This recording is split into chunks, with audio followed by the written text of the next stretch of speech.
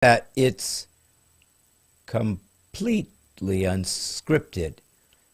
I don't ever use a teleprompter, nor do I have Wyatt slowly scroll up in the written language. What is that? Language? Anyways, I don't.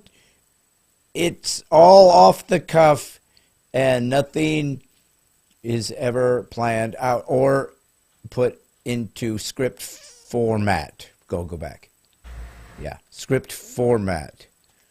Thus, making for a experience unlike any other podcast there could ever be. I hope you appreciate my courage in not reading from a script. Thus, I bring you live from Nashville, Tennessee, God's comic, Brad Stine, giving you what you've always hoped you would get on a Monday night, except cheaper. So please, enjoy the show. Brad Stine Has Issues. I think there's a song.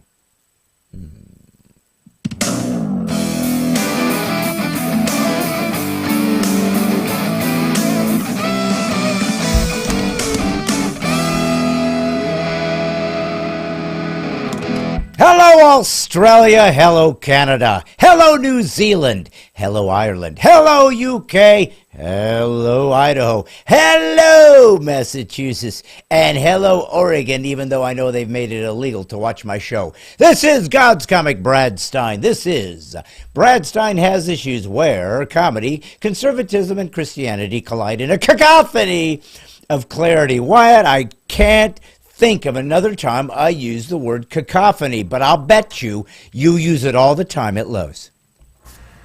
I guarantee you found that word in the thesaurus and like, that's a cool smart word. I'm gonna use that smart person word. Yay. Well, what smart word do you use at Lowe's? Plethora. What? Plethora. Oh, that's nice. Wyatt, I'm gonna dive in. Oh! Bevan McMenamin. Chris was first. No, Bevan McMenamin. It's right here in front of us. She even sent 50 stars. The poor woman bribed us to get on front. And guess who else is here? Rebecca Daly Dweller. Hello from Bellefonte, Pennsylvania. She always tells us where she's from, and that means either she's trapped and we need to go rescue her, or the poor woman never gets out of the house. Rebecca is fifth on my screen. What the heck, Wyatt? Paula Faye Marie Raucci, greetings from Laurel City.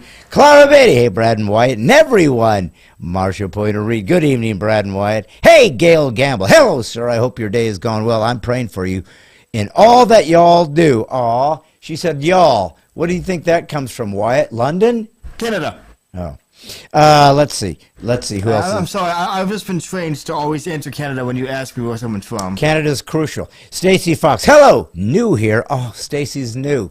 Stacy, we're so happy to have you. We will always honor you and make you the most important part of the podcast. Wyatt, I'm just telling her that because she's new, so she doesn't know that this thing's going to go south. Yeah. Just make sure you don't tell her that, because otherwise that could be bad. Wait, don't you have a button that can make her not see what I'm saying right now? No, but I do have a button that can mute you so that they can't hear her. Do you want to use that? No. Jim Bernal, what's up, Brad and White? Hope all is well with you. What's up? What an interesting concept that is. What's up?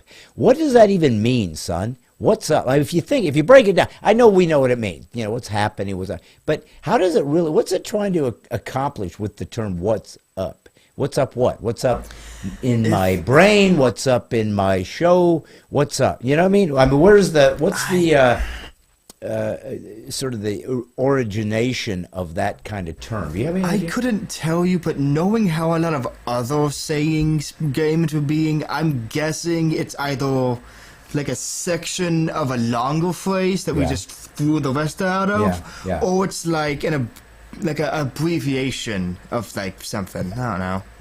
You don't know. Wouldn't it be better if you don't know just to not say anything? Well, no, because then people can't understand our issues and how we live with them. You know, Nick Kress, he gave me a good tip. He said, nod and smile. Oh, I read that part out loud. You read that part out loud. Why? When are you going to... You're supposed to be able to edit me in real time so that I can look like I know what I'm doing.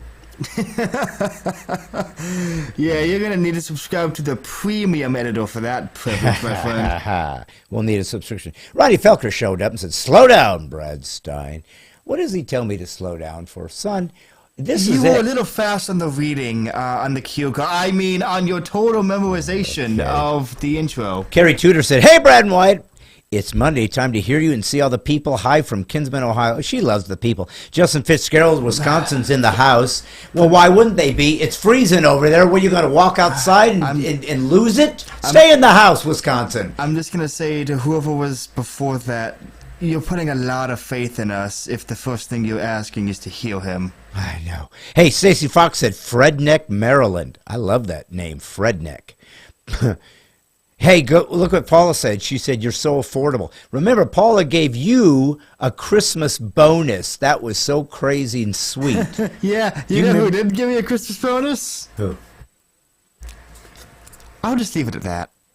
Well, did you say thank you, Paula? I, in fact, did. Oh, okay. About, a month ago. Hey, Karen Boyd showed up, and guess what? Thank She you. said, hello, all. Hello, Brad and Wyatt. Put a couple claps on. Is she really getting that far behind now? What has happened to Karen? Is she on Xanax? No, her and Nick Kress switched spots and really appeal. All right. Jim Bronaugh, yes, we appreciate you. The song was right on cue. Oh, he made it rhyme. Gail Gamble, hello, Wyatt. You are awesome to help your father. Gail always lifts you up. You know what she says about me and my podcast abilities? Nothing. So you do know Gail.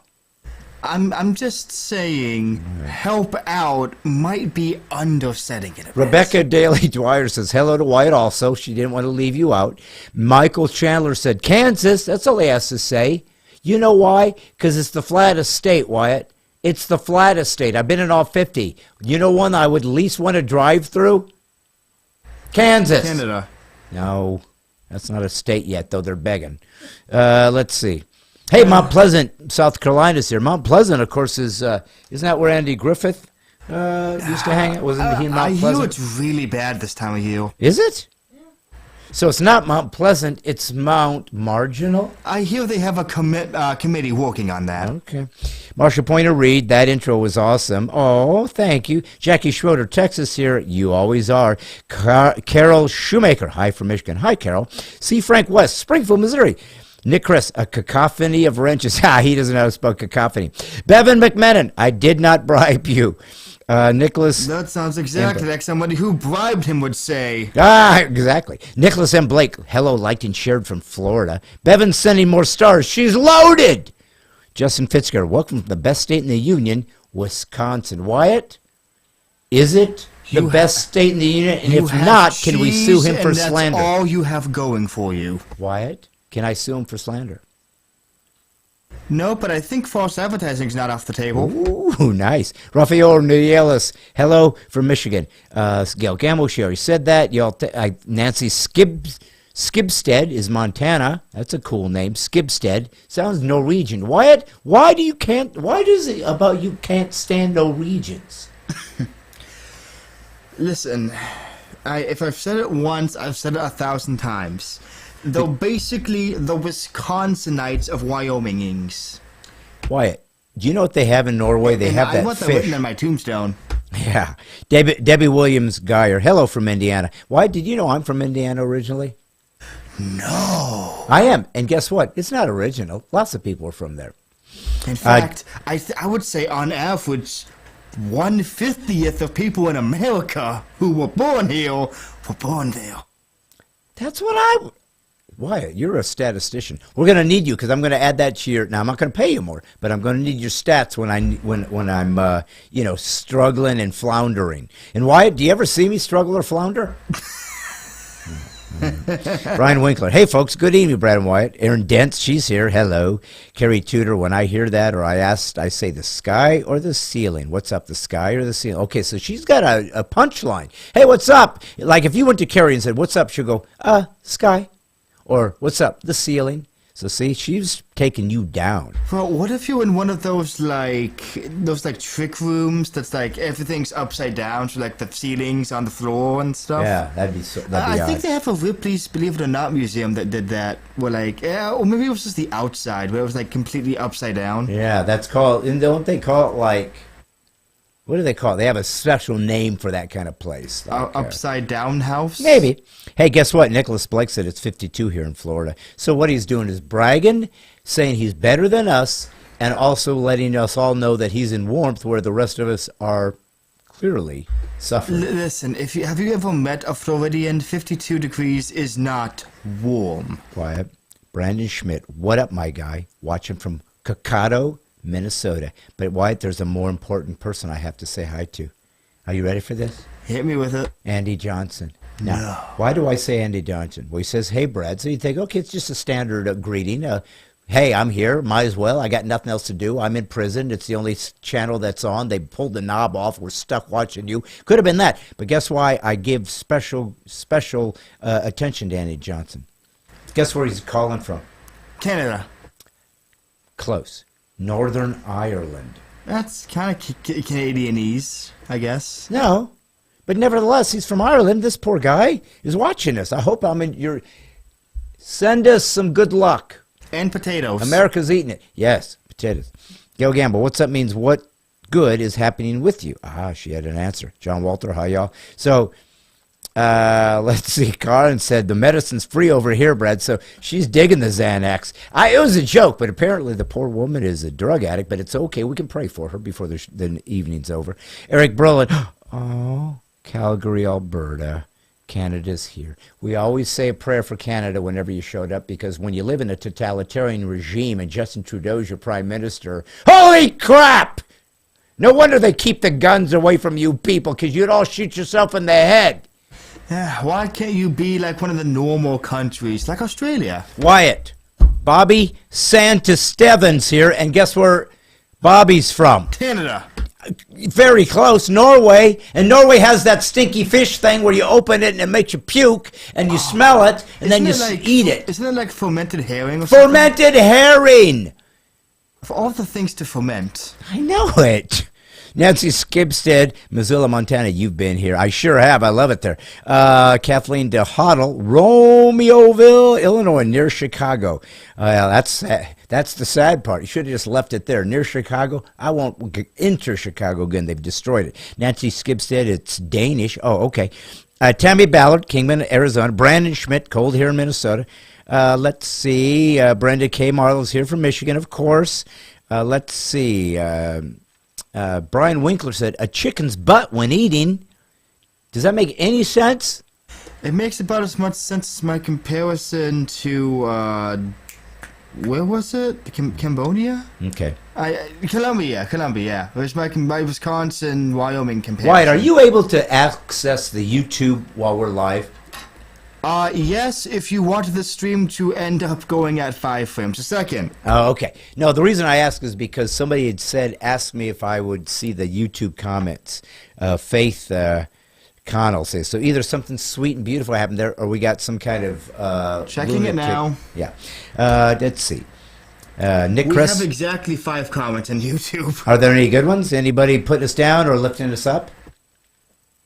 It's all like the original goodie. Actually... Not only is it all the original, like, good evening, hey. Yeah. But out of the 5, yeah. 3 are from the same person. And is it a troll? It doesn't look like it, no. What is it saying?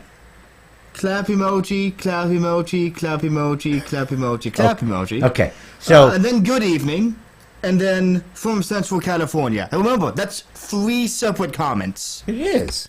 Hey, Wyatt, guess what? Let's see. Did the stream die audio? No, there was something I wanted to say. Oh, Bobby Sandstevenston, Stinson. Okay, quick, now pronounce Worcestershire sauce. Anyways, here's the deal. Bobby said, ha ha ha ha. Now, this is the guy that is joking about because he eats the rotten fish, or as you like to call it, rotten Fish? You don't call it rotten. What did you call it? Fermented. Fermented, yeah. No, that's legitimately what it is. It's fermented herring. Yeah, but it's rotten, right? The fermented and rotten are they're like cousins. They're similar but not the same. I want you to listen to me. This is very important from Bobby. He says, I don't eat that stuff, Brad. So you're thinking, good for him. The poor man says it's part of our culture, but even we draw the line somewhere at fermented dead frickin' fish. So wait, it's part of your culture. So is it part of your culture to have it or to avoid eating it? Wyatt, you don't know what he said after he said that. But sheep's face is for dinner. You've never had sheep's face? It's a delicacy. No, I've never indulged in the delicacy of a sheep's face. You're missing out. Wyatt, doesn't that sound horrific? Listen, I got to tell you guys. Listen. Yeah. I don't think there's a single food out there that you couldn't describe in the most horrendous, terrifying way possible. Then a face. No, just in general. What's crab but just eating sea bugs? Okay. What's hamburger meat except just eating the muscular tissue of a bovine? Listen, if we see a deer or a cow smash on the side of the road and see the guts shooting out, it's like, oh my God, that's hideous. Somebody come get that and remove it. But if we do it on purpose, we'll take that meat, we'll fry it up in a pan, we'll eat it, son. So that shows you how your mind has so much to do with what you're able to eat and what you're not able to eat. Now, for those of you out there, also, most people do not like tire tracks substituting for grill marks. most people, but not in Wisconsin because these poor people are desperate for food, son. Food other than cheese, of course. Yeah, but Sheepface. Now we all know he's now going to be a regular. He better be here every week, and I would love it if you would send me some Sheepface. I'll eat it right here on the podcast. What I want to know is it raw or cooked? I don't care if he sends me a Sheepface. Well, we got to prepare it properly. Yeah, he's got to have it prepared. I'm not going to just grab a face and eat it. I mean, I'm not, you know. Also, are they talking about like the actual face, or is that like a local colloquialism for some other part of the sheep? You know, that scares the crap out of me, Wyatt. Hey, you're right. It could be actually so much worse. send more. Send two. I want to try that. I'm not going to. I don't want to get into that. I do want to say this, though. I want to talk to you guys a second before we get to our guest. We're going to be getting to our guest here in a little bit. We got a great guest tonight, Kevin Sorbo, very famous actor. You guys know him. He was in God's Not Dead, and he was in, he's got some movies coming out. I think one just came out a couple days ago. Some more coming out. So we're going to talk about the movies that Kevin or KS is involved. We're also going to talk about the things that have happened to him for being a Christian conservative and coming out, and how you get thrown off every particular ability to speak as a human to other humans, because, as we all know, the most intolerant people in the world are the tolerant. But here's what we need to understand. Today, son, and I wasn't going to bring it up, but I'm going to because I'm going to do it to encourage others. I'm fasting today. Did I mention that? I haven't seen you moving any quicker than your usual speed. It's probably because I didn't have any sheep face before I started. But here's the big point that I was trying to make. I'm fasting, and you're not supposed to tell anybody, but what it doesn't mean you can't say you're fasting. What it means is you're not supposed to brag about it. Like, oh, you can't tell anyone, but you can definitely tell anyone as long as you're not telling anyone. You can't brag like you're trying to get virtue points for fasting. Okay, but where do you draw the line? Because even if you're not trying to brag, by saying it, you are inherently implying, look at me. Look at what I'm doing. If I got under the table and told this story, would it be better because I'm not revealing myself physically? I'm showing a humbled spirit? Probably, and bonus points if you did it with like sock puppets to really sell the, yeah. Don't think we should. I think I'm going to have to do that one of these days. Well, here's the key. The reason I bring it up is because it was really because it referenced me, the guy that said "What's up," and I thought the idioms that are used in society that we just take for granted. We know what they mean, but we don't really know the etymology of them, and I find that interesting. So fasting, to me, is about the most inappropriate word for that particular discipline, because why do they call it fasting when it goes so slow? I'm starving here. I would eat a sheep's face right now if it was in front of me. Speaking of which, we just got the recipe from good old Bobby. You gotta be kidding me. Saskatchewan. Oh my gosh, look what he just said. It's salted and dried. It's the actual face, but you boil off the salt and eat it cooked, served with potatoes and carrots. Bobby, what is wrong with you people? They've invented hamburgers. We've even imported McDonald's. It's time to abandon the face eating. So let me get this straight. So you salt it, but you don't actually want the salt. So you boil it off immediately afterwards? Why even salt it at that point? Just salt the water. Maybe it softens the facial meat you're about to consume. Maybe it's something to distract you from. Why did Americans... No, I am serious though. If you send that, we will try it. We will? Yeah, honestly, that sounds like weird, but not weird enough to be like repulsive. Son, I gotta be clear. My son Wyatt had speech impediment growing up. And so when you have these particular speech impediments, they have a revulsion towards textures. So Wyatt, to this day, can't stand mashed potatoes. Now, it's too mushy. How in the heck can you live your life and not have mashed potatoes and gravy? Which is... I think the better question is, why do I hate mushy food, but beans are one of my favorite foods? I know. That's my point. It's not consistent. I think you've got it in your head, and if you retried mashed potatoes and gravy, you'd love it. That's what I think. No. You see, the thing is, at first it was the texture, and then I tried it later on in life and realized, oh no, it just sucks. It tastes terrible. I don't know. It's something about but potatoes are one of those weird foods where like the way you prepare it has a tangible effect on how it tastes like. So, like, I don't know. Like, honestly, I'm weird. Like, I'm honestly weird when it comes to foods. Like, have you ever seen someone eat pizza with a fork and knife? Not really. I do that. You know why? It tastes different that way. And in my opinion, it tastes better. Okay, I don't know why. I legitimately don't know why. Right, I want you to understand something. When we first started this podcast years ago, it was just you and I, just doing the best we could. 2 people would watch, 3 people. At that time, we didn't normally have Northern Ireland tuning in. Australia, they were nowhere to be found. Canada was dabbling, but they didn't quite fully jump in. Now they have nothing else to do because they've been imprisoned. So that's all they can do is watch a little internet. So when you say to the world, and you are speaking to the world, my son, that pizza tastes different when you take a fork and saw a little piece off and eat it, as opposed to just picking it up and eat it. Son, you sound like a lunatic.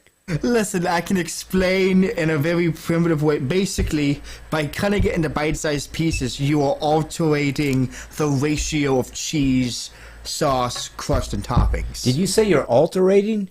Altering. Okay. Also, so unfortunately, about the sheepskin face, it's only served a week before Christmas, which means it's a holiday dish. We got the holiday ham, the Thanksgiving turkey, the Christmas sheep face, ladies and gentlemen. Is that what he said? Can you imagine waking up in the morning, a kid goes there and he sees the little cookies that Santa took a bite of and little spilled milk because, he took a drink before he took back off. And they come over there and they're hoping there's going to be some hot cocoa or cider and open their presents. And then they turn around and open the fridge and there's a dead face of sheep like friggin' Silence of the Lambs. And then the mom says, now eat that. We're from the Scandinavian countries. We eat sheep faces and we cut off chunks of pizza with our knife and fork, thus making it taste better. But first, eat your face. Eat your face. Think of what these children in Norway grew up with. Eat your face. Why? Well, I don't I've got believe. Force Barney on my side here, which is, by the way, one of the coolest names I've heard today. We all love Force Baney. What did he say? That I'm correct about eating pizza with a fork and knife. Who said that? Force Baney? Yeah, Force Barney. But we haven't seen him recently. You know why? Institutionalized. Oh. He just got out. You know what they put him in for? Pizza, fork, knife. That's it. Pizza, sheep jerky. I'll try to send you some, but customs is a bugger. Oh, so you jerk? It's jerked as well. Well, when the fun never ends. Face jerky. I thought I was looking at an actual face, and To be fair, chewing. I don't think anyone could stomach looking at the actual sawed-off face of a sheep. Also, is it sheep or lamb? Is there a difference? It can be either of them. Because, what is the difference between a sheep and a lamb? Is a lamb a baby sheep? Yeah, lamb is baby sheep. Okay. Sheep is adult lamb. Okay. So, thank you for clearing that up, son. I do want to say this, though. People often ask me when I'm doing my comedy, and it wasn't that long ago. I was just in Texas, a week ago, last Sunday. And Benjamin was there, Benjamin Gregory. Is he online, Benjamin, here? I haven't seen him yet, no. Okay. Well, anyways, he filmed it, and he sent it to me so that I can take some clips. It's some of the new stuff I'm working on. I want to show you all some of those clips as the time goes on, because you're my special people. Now, eventually, what we're shooting for is we're gonna see if we can turn it into some kind of subscription thing. And it'll be like $3 a month. It'll be nothing basically, but I'm hoping if we can get enough folks, it will allow me to bring Wyatt in full time, and then we're going to really be able to do some, because I want to add some more. I got some sketches and some things I want to do, and I just need to hit the kid. Kid's going to have to drop lows. He's going to have to get out. I don't know what this Wyatt. I mean, will you weep? Will you weep last day of woes? I will be weeping tears of joy. Okay. And wrenches. Okay. We gotta keep that running joke running until it's out of breath and wheezing. Do they have any sheep face shears at Lowe's? We don't have any sheep-faced shears, but we do have lamb-shaped face shears. Okay. Well, that's it's a weird marketing thing they're doing. I don't really get it myself. So people that come on the show, why do you think they come on to watch us? Because they don't know any better.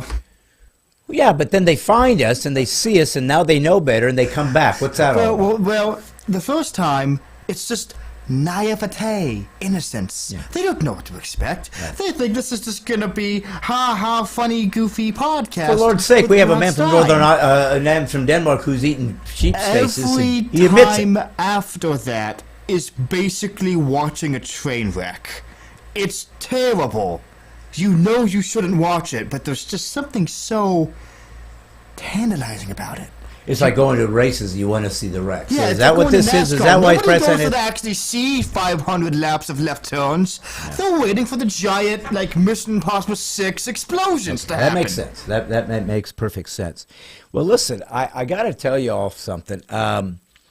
The reason that I was fasting, and it's a 21-day fast. Our church is doing it now. I'm not fasting all day for 21 days. I'm mixing it in with a full day fast every Monday for the podcast because I wanted to bring some spiritual dimension to it. And then I will fast throughout the week every day from 11 to 5. I eat nothing, so it's kind of an intermittent in the middle where you can pray when you feel the desire to eat. It's important that you do the full fast on Mondays, though, so that you can prepare yourself for the sheep face. Yes, Wyatt. What are the odds? Because I can guarantee you any other day in my life, if I'd heard that I can send you some flesh-faced sheep, it wouldn't sound enticing. Right now, it sounds like a banquet. I mean, what, really, real talk, what is the difference between the jerked face of an animal and the jerked any other part of the animal that we have put into jokey form? Nothing. Exactly. So why does it feel wrong? Because when you kill and eat an animal, some people consider that immoral. I don't. They do. But let's face it, Wyatt. You got to be a real jerk to eat a face. Well, I mean, it's like you're eating the same thing, though. It's just a different area of the body. I was tying in the jerky. I know you were, and you tried so hard, and we all appreciate it. But really, though, because this is like, because it's not just faces of sheep, okay? Yeah. It isn't. You know, they sell, not sell, but I forget, in like some South African country whose name eludes me. One of the delicacies there is monkey brain. Ah. Now, is the monkey alive while they're eating the brain? No. Well, I'd hope not. It definitely isn't for long, if it is. Yes, for sure. But yeah. How is that? You think of that and you go like, oh, I couldn't do that. Listen, but it's an organ meat. People eat heart, people eat liver, people eat spleen, people eat eyeballs, people eat brain, people eat kidney. Why is it that some of them have just different levels of stigma attached to it? Like, I can't eat that. It's weird. Let me ask you this. Liver from a duck that's been force-fed. Yeah. Bon appetit. Yes! Why? Because we're Westerners, and we felt that if you force-fed a duck until their liver exploded, it'd probably be tasty. Listen. And you know what? The one thing that I found weirder than that is that it worked. It does. Why did it work? Why? Why are livers delicious when they are force-fed and explodinated? I don't get it. A regular-sized liver's good? Is my liver tasty? You know I know I can test this, but I'm curious. You know who'd have the answer to this? Nick Kress? Nick Kress, or our face-eating friend. Of course, yes. Well, listen, I got to tell you something, folks. Sometimes people that get on, and like Wyatt said, you just kind of stumble on. It's a naivete. You're thinking, I've heard of this guy. I've seen his comedy, and suddenly he shows up on the internet, and he's doing a podcast, and he's got interesting guests, and he's not super famous. He's no Joe Rogan. Nobody is. He's not got all these, but somehow, little by little, this little podcast of this guy is growing. Some people think it's because of my sidekick, Wyatt, because his dry wit and his repartee. Others think it's because of my sidekick, Wyatt, and his inability to function this properly, and so it goes screwed up so often that we laugh and mock maybe it could be Brad Stine who's commenting on who the real star of the show is. It's never Brad Stine. It never. You listen, man. We gave you the name on the podcast. What more do you want? I don't want anything more, son.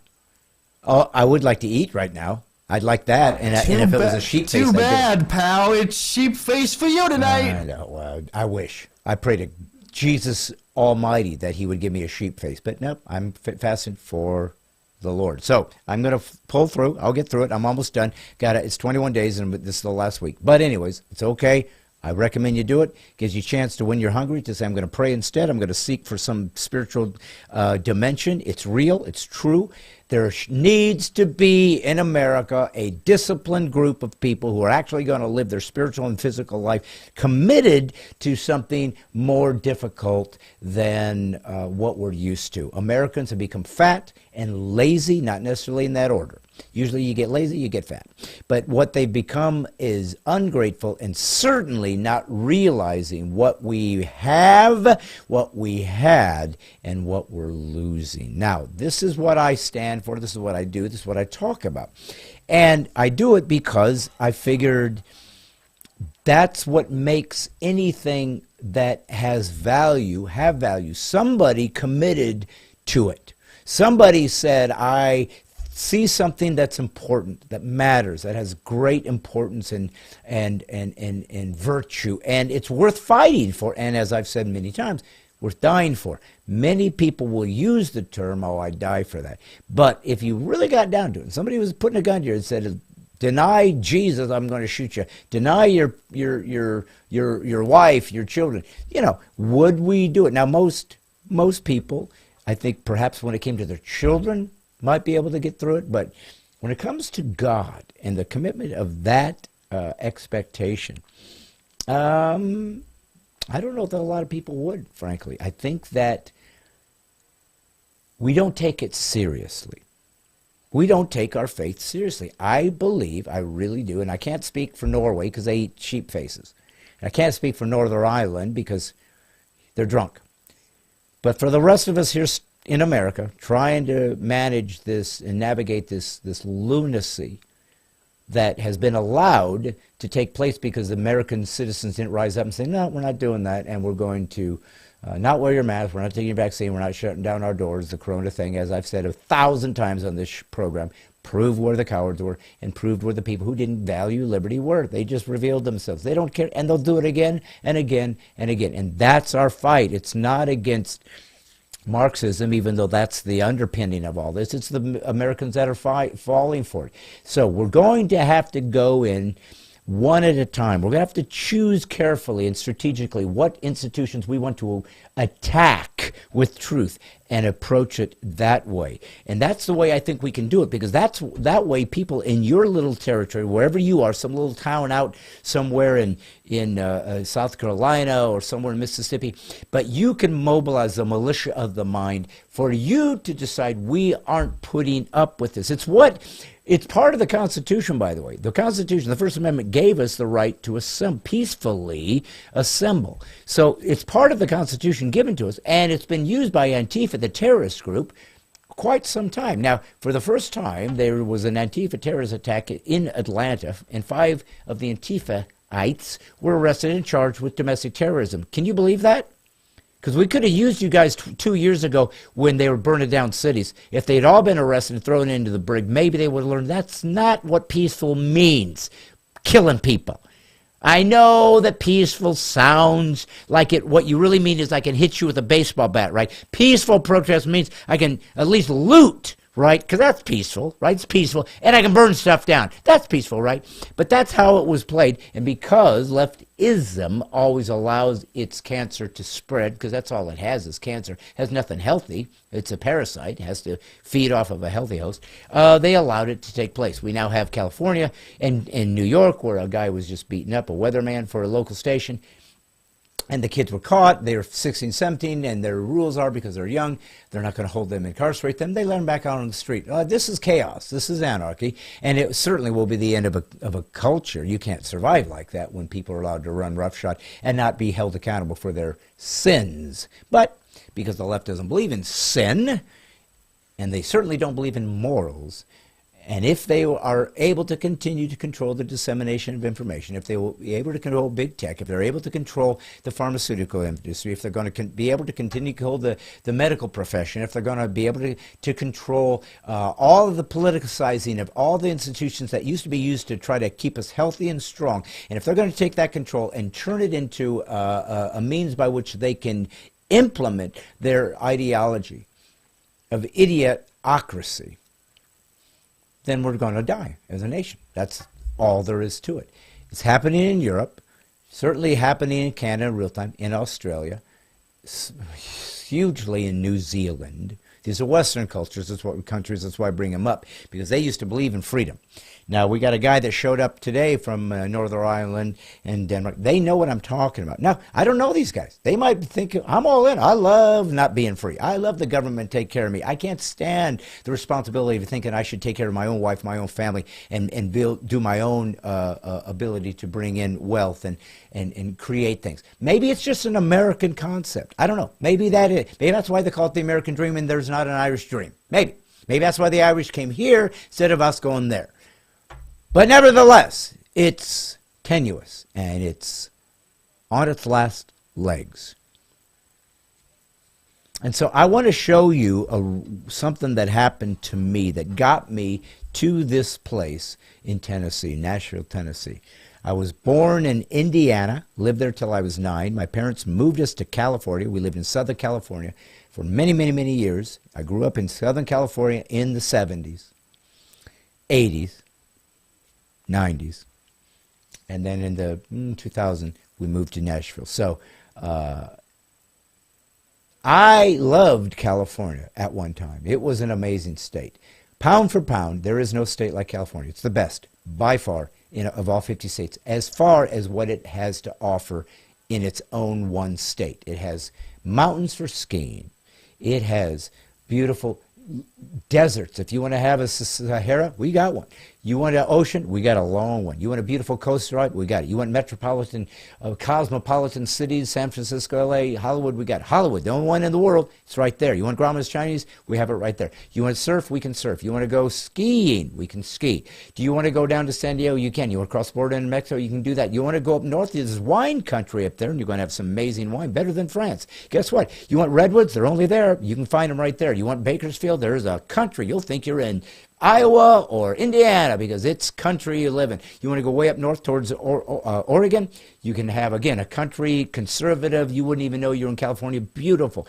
The weather, temperate, whatever, 70s-ish, all year round. There is no state like it for what it has, and it is absolutely a crap hole now. Their politics and what they have done is just heartbreaking. So I left.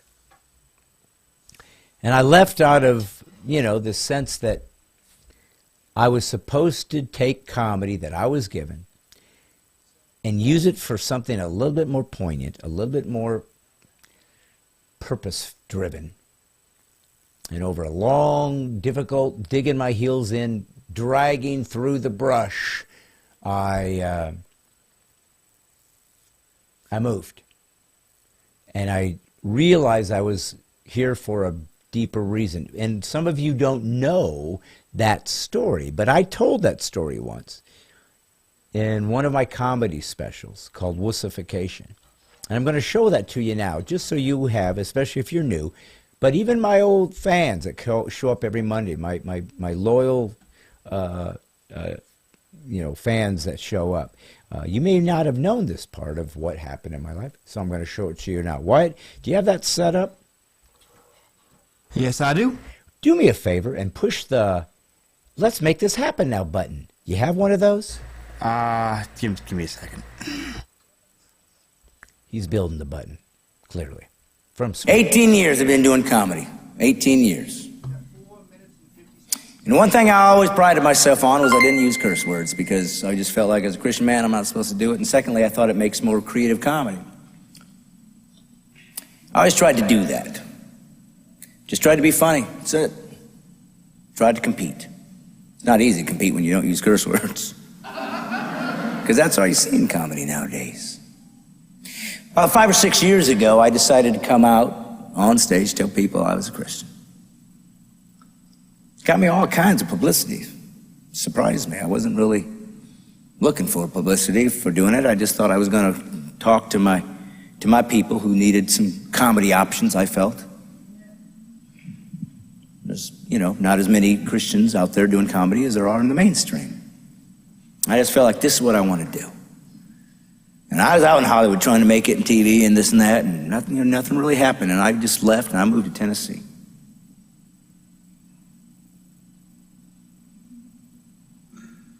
See, one thing I've never done is quit. I believe that a Christian should be part of the arts. We have a culture that doesn't want anything to do with us. We're not engaging them. We're not showing them how artistic and creative we can be. So I thought I had to move to Nashville, Tennessee, and I was leaving Hollywood. Now, if you want to make it in the movie business or television, you don't want to leave Hollywood and go to Nashville, Tennessee. Kind of defeats the purpose. But I thought I was supposed to move to Nashville, Tennessee and do comedy for my people, my tribe. And I wanted to make it in TV and motion pictures. And I'm leaving. And I'll never forget, I was in Palm Springs and I was getting ready to leave, and I get in my truck and with my wife and my two kids, my little girls, like 2, my boys 4 or something, little kids, and everything's packed up in my truck. Man, my whole family's going with me because I made this call, I gotta go. And I'm going down the 10 in Palm Springs, if you know, that goes past all them windmills you see in all the movies. And I've been that road many times. I lived 30 years in California, and I've been there to Palm Springs, did my shows, and went home. And I remember thinking for the first time, I'm going down to 10. I'm not turning around. I'm going to a place that is not my own, to a people that I don't know. And the sun was coming up in the desert, and I'll never forget that I thought to myself, I guess my dream dies today. Guess I'm not going to make it in TV in Hollywood. And I felt like I quit. But I thought I was supposed to do it, because I thought it's what God wanted me to do.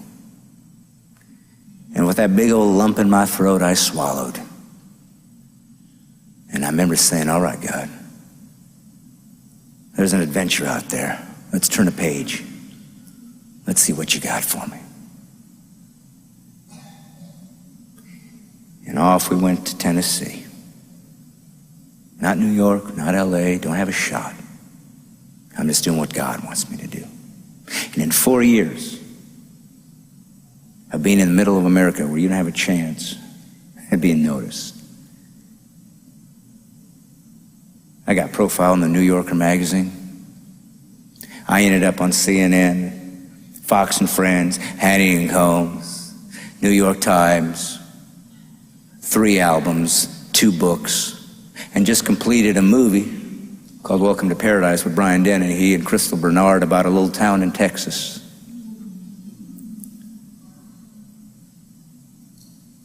Because I did what God told me to do.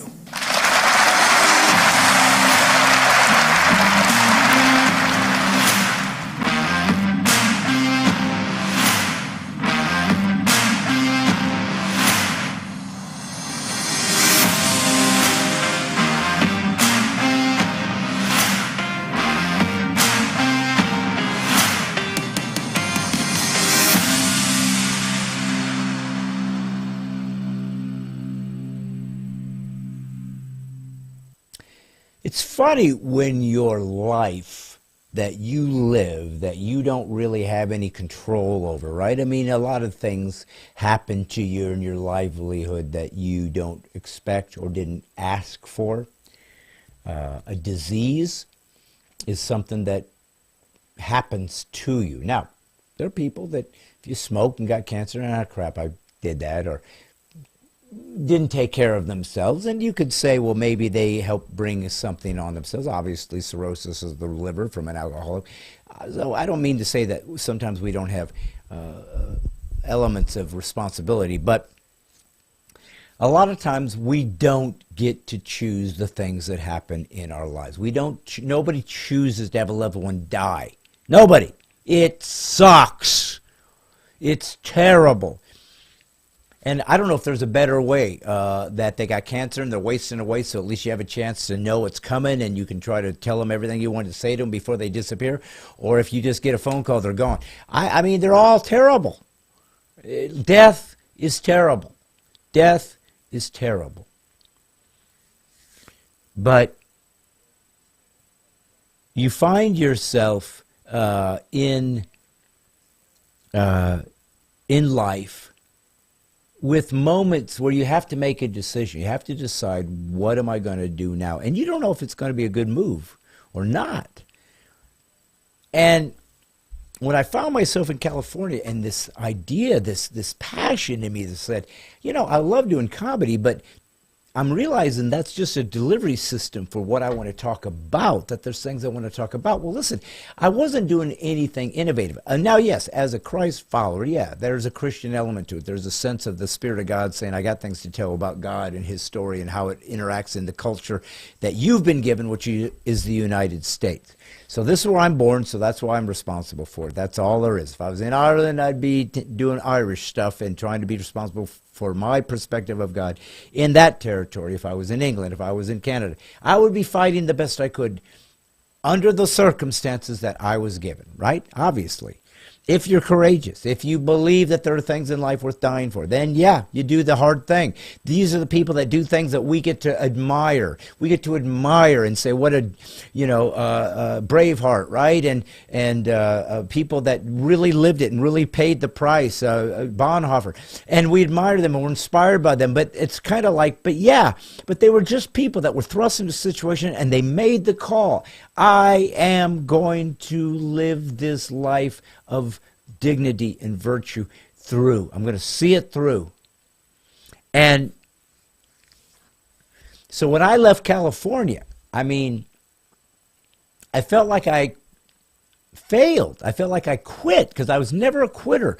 I've been a professional, paid professional in magic, close-up magic, acting, stand-up comedy, book writer, author, MC, a lot of the arts. I've been a professional in lots of different things. And if I saw it and I wanted to go for it, I did.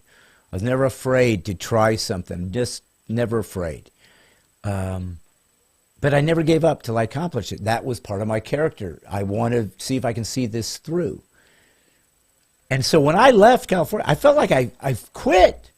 I'm going to make it in TV. I got on TV shows. I was on, they're all out there now. Evening at the Improv is starting to show its back catalog of stuff from the 90s back on YouTube. I'm on that. MTV Half Hour Comedy Hour used to be out there in the 90s. I'm on that. Showtime, Comedy Club Network had different comics being filmed from different locations throughout the country. I'm on that. A&E's, what would they have? Comedy on the Road? No, Comedy on the Road.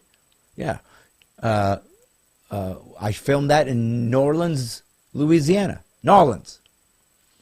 I'm on it. So I was on TV. I wasn't in a sitcom, but I was able to get into film and to television as a performer, but then in films. And I've been in, I don't know how many, you'd have to look it up on IMDb, but maybe 20 movies I've been in. So everything I wanted to do, I've kind of had it. But when I left California, I thought I had abandoned those things. I did. It's over. And I don't know what you do if you don't believe in God. I don't know what you do. I don't know how you see anything of having any value whatsoever, because there's no meaning to life. There's no meta-narrative. We've talked about this 1,000 times. So you just have to make things make sense so you can survive and make your life bearable before you die and turn into worm food, which is what you believe. One of the proofs that God is real is that no atheist can ever live their life as though life has no meaning. And the only way that life has meaning is if there's a God that gave them transcendent truth. Atheism doesn't have anything intrinsic within itself that gives it teleology. We all know that's true. That's simply philosophically true. And yet they never can live their life as though they need to give it meaning, thus proving God exists, because meaning only comes from God. I can't fix an atheist. We don't have any proof of God. There's no data. There's no evidence, so I don't believe. Every freaking time you turn your head, there's evidence for God. You don't want him to be there, so you don't see it, and you interpret it the way you want to, so you can get through life on your own, by your own pride, and the systemic narcissism that drives the West. And folks, you're going to die and you're going to go to hell. Not because God sent you there, because you were on your way. He gave you a way out, and you said, I don't want it. So I don't know what to tell you. I tell you these things so that you'll snap out of it. Get better. Join the club of those of us, many of us on this podcast, that are believers. Trust me when I say we are not great at this. These are not perfect people. Trust me. Karen Boyd, horrible drug addict. What are we going to do about that, White? I don't know, but I just don't know. Sheep eaters are on this path right now. Really Sheep caught me off faces. guard with that one. I'm not gonna lie. Okay. Where did that come from? And is our audience okay with it? Audience, what do you think? Xanax. She can't get enough. I feel sorry for the poor lady because I love her so much. But you know, Anyone else in our audience you'd like to insult or grand master of professional behavior in a podcast? listen. If anybody can take a joke on this podcast, it's Karen Boyd.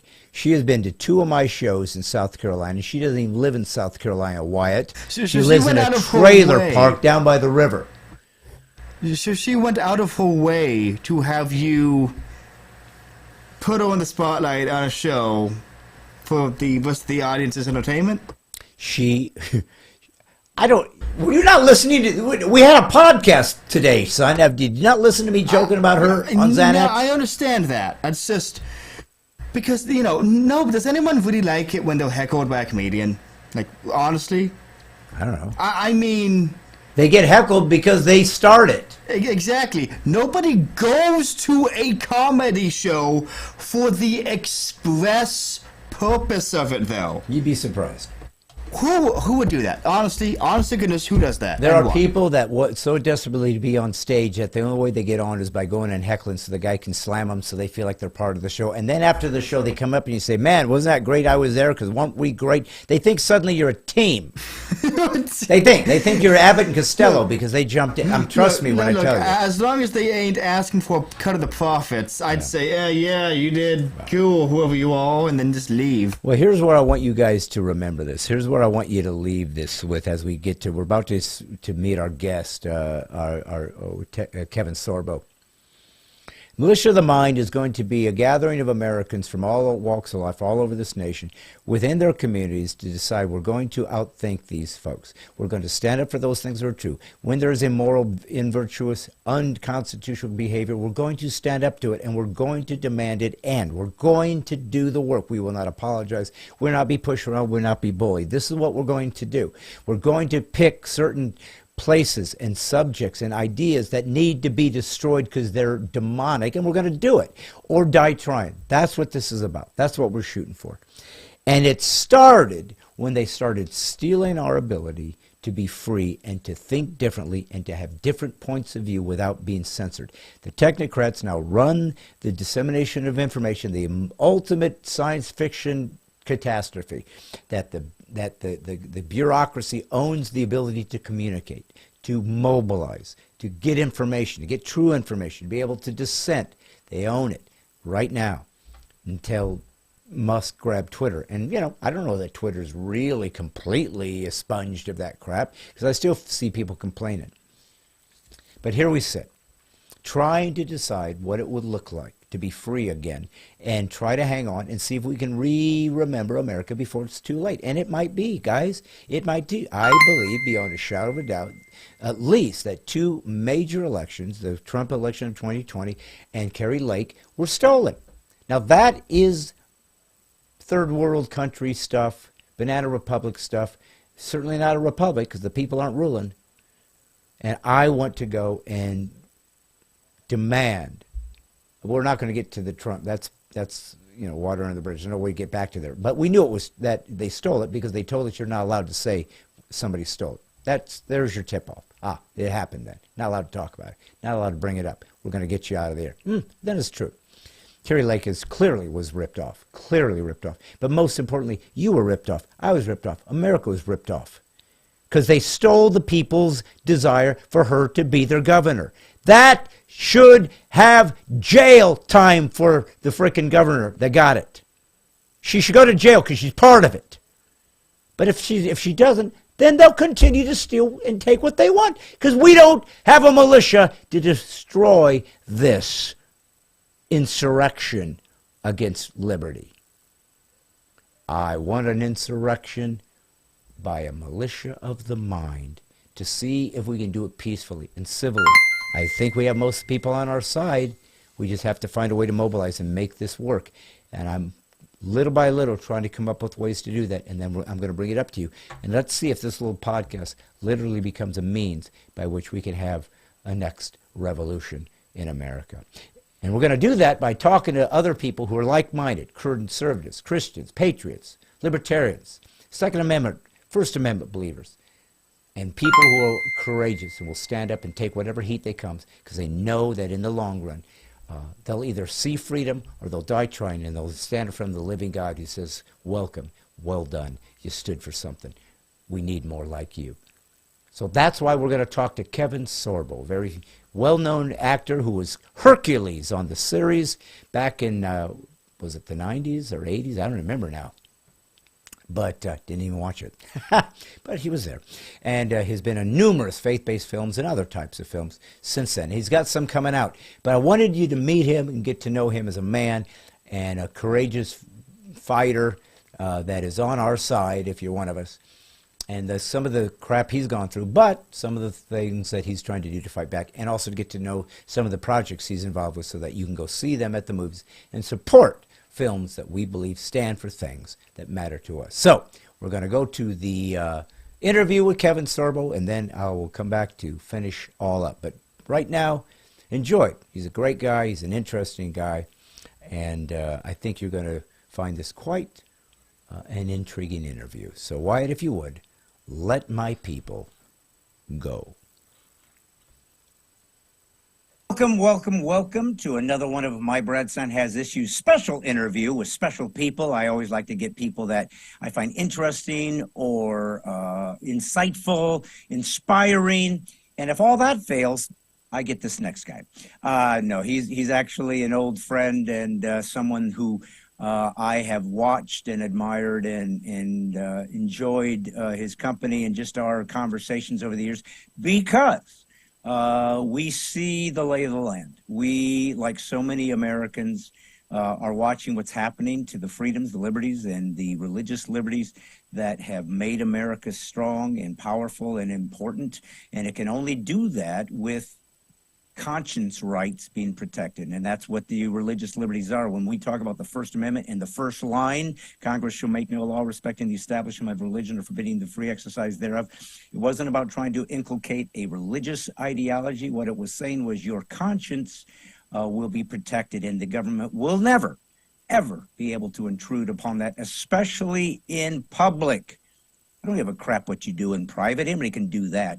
But if I can speak about it in public, if I can even get tax dollars that can supplement my religious ideas, which, by the way, is constitutional, I can do that. What I can't do is make a congressional law that demands and mandates tax dollars to it. That I can't do. Don't want to do that. Don't need the government teaching religion because you know why? They suck at everything.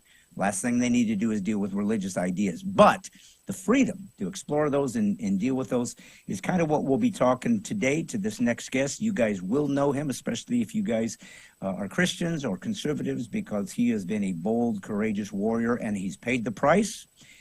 And that's part of what goes with being a warrior. But he's coming out on the other side, and he's certainly not alone, and more of us are joining in what I'm now deciding as the new movement, the militia of the mind, that will begin to fight back and take back freedom and free speech in America. So I am honored and grateful to have my old buddy, Kevin Sorbo, joining us on Stine Has Issues. Kevin, how are you, my friend, and how come you get the nice weather? You know, because I live in Florida. I was close. Man. Nashville was right there in the top three. It was either Dallas, Nashville, or anywhere in Florida. My wife won that battle. It wasn't a big battle. We've been coming out for years. We got family out here, and I decided I wanted to leave the state of California with the worst governor and go to the best governor in DeSantis, and that's why I'm here in Florida. Well, I think we should revisit the phrase, my wife won that battle, which I think is kind of redundant, isn't it? Yeah, it is, isn't it? It's like saying atheist college professor. Exactly. Well, listen, I appreciate your time. I know you get a lot of requests for your presence, and I appreciate that. But you know what? Here's what's really important, Kevin. In the end, and I know you're a man of faith, so in the end, you and I understand that ultimately Christ following is the purpose of life. That's why we're here. That's what it's all about. But we're also responsible for the territory that we're given. If you're born in Uganda as a Christian, you deal with that. You deal with the fact that there's genocide. If you're in the Middle East, you have to negotiate and navigate that as a believer.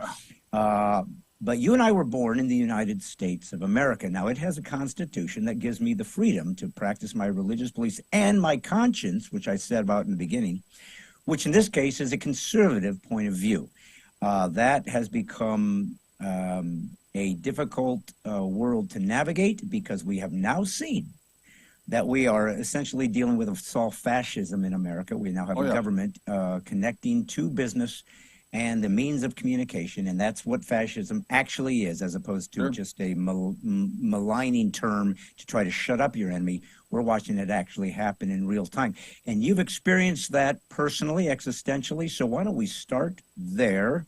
Tell us a little bit about, I guess, how you ended up in the philosophy that you see the world as, and how has it cost you so far as an American, in your career, in your life, in your character, whatever. You tell us the story so we can move a little bit deeper. Well, I think it's I suffer from common sense, because common sense has gone out the window. The irony of all that is that the Democrats, the lefties, think they have common sense. There's no common sense at all what they do about it. There's an ignorance, there's an uneducated point of view from their point. You look at Antifa, really, they're against fascism. They are the fascists. Yeah. But the party, the Democrats are very good at blaming the party on the right for everything that they're already guilty of. And we see that played over and over again. It's absolutely just insane. And for me, I became very vocal probably about 12 years ago. My wife, Sam, warned me about it. She said, Hollywood's going to come after you. And I said, but I'm not mean when I post these things on Facebook. I'm just pointing out some common sense things. I'm whatever. And sure enough, within a couple of years, my agent manager, who did very well under me, out of me through the 7 years on Hercules, 5 and Andromeda, and I was doing a string of movies up until 2010 with them, 2011. And they called me and said, we can't work with you anymore because of your stance. I think it's worse being a Christian in Hollywood than it is being a conservative, actually. Is it? But I went and met with them, and they said we can't work anymore. And I looked at them, I said, "This is amazing. You're the one." All of Hollywood, for decades, they screamed tolerance, right? Ever since the '60s, it's like, where's your tolerance towards what the movies we put out, the things that we do? Freedom of speech, guys. But and I know the tolerance and freedom of speech is a one-way street. Yes. And I just got tired of it, and they booted me out. But I've had a long business, and Hollywood owes me nothing. So I built up quite a bit of cred with people. They know that I love when they call me homophobic. I've been in the business for 40 years now. I hate to admit to that, but I guess I could say it's a positive thing too. I've worked with gay people all my life. You won't find one gay person that said, "My gosh, he was evil and horrible to me." You won't find one, because I wasn't, and I never have been. But they love their labels, and they come after you. But my wife and I, we formed SorboStudios.com. We've been doing our own independent movies. Some I get funded. Some come to me from other people that is already funded. And I've been doing movies much more in the last 10 years for sure that deal with movies that Hollywood used to do. Movies that have love and laughter. The good guy wins, not the bad guy. Positive things, faith, redemption, all these things that are missing. Hope. Hope is the biggest thing that's missing in any movie coming out of Hollywood right now. And you can see Netflix, you can see Disney paying the price now, because there's a kickback where the silent majority, which I get tired of saying that, because when is the silent majority just going to wake up and be the majority that is out there being loud like you are and I am? Yeah. So I'm going to keep doing the movies I do. And, we'll talk about those later. I know I got 3 movies coming out this year that all are good family movies. And I hope that people out there support what I'm doing. No, and everything that you do certainly proves your point of view, that you don't just talk about it, but you do it. The only thing your movies are missing, of course, is me. Of course. You didn't ask me to be in. We got one. We've got one together, but we got to do another one. That's true. But we would like to do another one. Well, you know what? I never know exactly where all of these interviews are going. I certainly know certain things I like to talk about, and specifically when people like you are involved, because we're so like-minded in our philosophy and how we see this nation and what we need to do to fix it. But we do need to talk about the art form, because that's why you're known. I mean, the truth is, the very thing that shut you out was what gave you a voice in the first place. So let's kind of look at that, because you certainly would have a behind the scenes understanding that your average American wouldn't. Most of us watch movies, but very few have ever been in them. So when it comes to, I used to think that Hollywood didn't give a crap what I believed as long as I could make them money. I don't know that that's true anymore. So when your agent came to you and said, we're done, and it cost them money because you certainly made them a percentage of everything you did they give you any reason? Did they try to justify it? Did they try to say, well, listen, if you just change A, B, and C, then maybe we can reconsider? How did it even pan out? No, it was really just because of my being a Christian and conservative and posting those viewpoints on social media. That's really as simple as it was. And you know, it was weird at first. I said, this is crazy that people are doing that, you know. But this is what Hollywood does. Look, I did a movie called Let There Be Light that Sean Hannity funded. Did very well in theaters. Had a four-month run. We actually here's a $2.3 million budget, and now that's less than catering budget in Pirates of the Caribbean or Avengers. It really is. Those are $300 million movies. And it opened number 2 per screen average against Thor Ragnarok, a $300 million movie with a $100 million advertising budget. We just had, you know, $1 million to try to get some commercials out there and promotion of anyway and relying on word of mouth. I got a call the Monday after opening weekend from Netflix. So this is back in 2018. And they said, hey, we know that you have a strong foot in this faith-based world, this, you know, family values. We'd like to open an inspirational division here at Netflix, and we want you to help run it with us. So this is when I still lived in LA. I moved a year later. And so I had 4 meetings with those guys over 3 months, okay, in their Hollywood offices. And I thought the first meeting went great. I sent them some wonderful ideas and scripts for movies and television series with Netflix. They came back some feedback, another meeting. By the 4th meeting, I could tell they're not going to do nothing. There's 80 million homes that want the kind of movies that I do, the kind of movies that you do. There's 80 million homes in America. And here's a company that they can scream socialism and communism all they want. They are a capitalist business. They like making money. And for them not to want to go after 80 million homes out there that do the movies I do blew me away. My last meeting with them, I said, your ideology is so embedded right now with the hate and the anger towards anybody that's not following the world of Hollywood's politics of socialism and even communism, and putting out movies that have the agenda with all these lifestyle choices and all this anger and violence. You know, speaking of violence, I get a kick out of all these A-list actors that come out every time there's a shooting, saying, we got to get rid of guns. These are the same guys that just did a movie that they killed 100 people with guns. Right. So maybe they should start walking the walk and say, the trouble with Hollywood is that the mantra of the very rich and famous out there is they say, do as I say, not as I do. They live in their little bubble. They fly in their private airplanes. They scream climate change at the same time. And, if we elect Trump, I'm moving to Canada. They never move. It's all talk. Yeah. And you know, when they had that abortion ban in Georgia, and all these voices came out, we're moving out of, they never moved. Never moved. It's the #1 place to film is Georgia right now. They have the biggest tax credits. Hollywood is just, they're so full of it. But, you know, the government's weapon and Hollywood's weapon is fear over the common man. They love fear. I'm wearing a shirt right now that says freedom over fear. Amen. Because the constant fear that they keep putting into, and government does it as well, we saw it during COVID, is to control everybody's lives. They want to control your lives. And I guarantee you the COVID thing, it was real. I get it. I'm not denying it that it was real. But it was a test. They wanted to see how much. Don't go to parks and work out. Don't go to the gym and work out. Are you kidding? Everything they said was opposite. I know 2 pharmacists, by the way, not to get in the whole COVID thing, but I got banned from Facebook for posting the truth. I know 2 pharmacist friends, one's from high school, one's from college, and they told me, they said, Sorbs, the weird thing is, 6 months before this whole COVID thing happened, they contacted all the pharmacies and they said, take ivermectin off the shelves. Why? And I had to post on Facebook because everything I said, I had to post on Twitter 5 months ago. I said, I need more conspiracy theories because mine keep coming true. Yeah, amen. There you go. Well, I mean, it's not funny, but it's become such a farce. That the world we're living in, that you almost have to laugh because it's absurd. We used to fear. I think you and I are in the same age bracket-ish.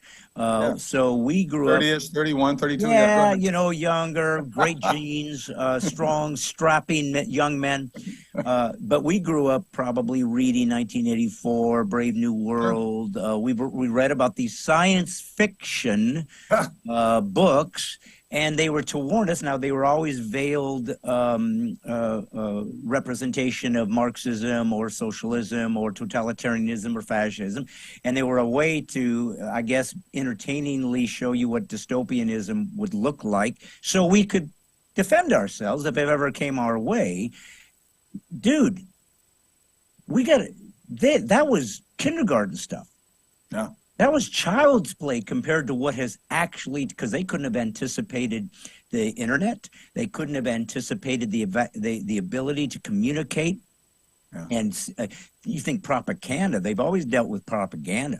Little did they know the leverage, what social media and Twitter and Facebook and Google and all of these ways that we now basically not only communicate, Kevin, it's kind of becoming the only way we can communicate. And once somebody controls the monopoly of disseminating information, woo, you're screwed, baby, if they push the button and say you're out. Because what are you going to do? And we saw that with the Canadian truckers. We're going to freeze your assets. You're not going to be able to defend yourself. Kyle Rittenhouse lost his GoFundMe, so he had to go to Give, Send, Go. So we're watching the real-time view of what happens when fascism actually runs the show. Yeah. And I've said it for quite a while. What we're watching is systemic narcissism, which is people who every time they call you or accuse you of something, here's the guarantee, here's the good news, you know that's who they are. Well, if they say they're bigot, you're a bigot, it's because they're bigots. If they say you're intolerant, it's because they're intolerant. If they say you're hateful, it's because they're hateful. They expose themselves. They have no option because they have no ideas. They have no foundation. They are parasites that always have to suck the value out of the good things like capitalism so they can prop up their bull crap that is destroying everybody. Well, God almighty. What do we do? So let me ask you this. All right. So let's try to be practical for a second. You are an actor. You write, you involve yourself in faith-based film. I don't know that you always call them faith-based. Maybe it's family-friendly. Maybe it's just I think every movie is a faith-based movie. I mean, if you look at atheism is a faith. Yeah. To believe in absolutely nothing that's amazing to me. It is. But those people live with, there's no hope in their lives. Yes. Because there's nothing for them.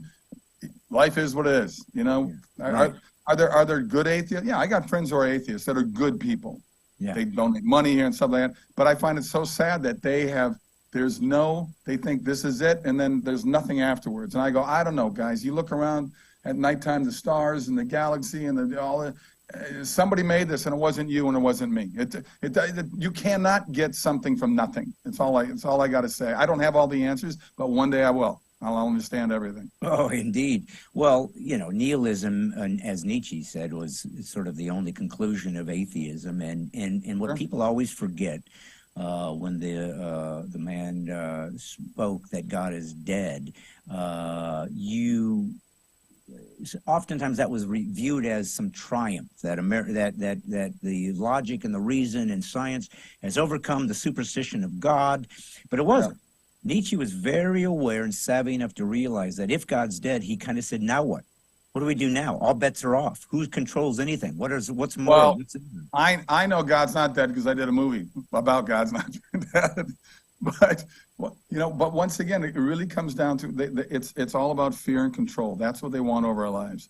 Trust me, everything that they want to get rid of oil. They'll still have their oil. They'll still have that, but they want to control everybody's lives, and people let them do it. I want to wake up the lions. I'm not the sheep are lost cause. I want to wake up the lions, not to be afraid. I get every movie I've been doing over the last 10 years. I always get one actor or one camera guy or somebody comes up very quietly and says, "Hey, thanks for being a voice for us." And I go, well, maybe you should be a voice for yourself. Yes. No, I get tired of that. I hear the same thing, and it sounds a little insensitive because people are trying to compliment you. They'll say, hey, thank you for being so courageous. Oh, thank you for saying the things that we all think. And I'm thinking, what are you talking about? Yeah.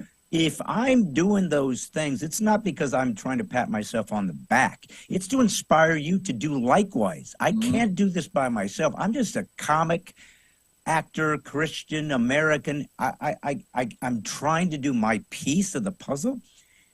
But if you all don't jump in, we're dead. And the proof was in the Corona cult, because that showed everybody, as evil as it was, it did have some value.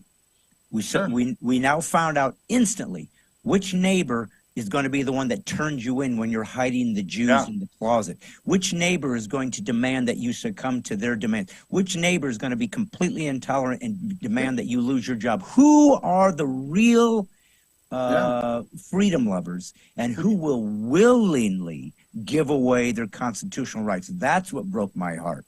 They gave it away. But you know what's interesting about that? The left, the liberals, have always been, you look at the 60s and the movement, everything about the left has always been, don't trust government.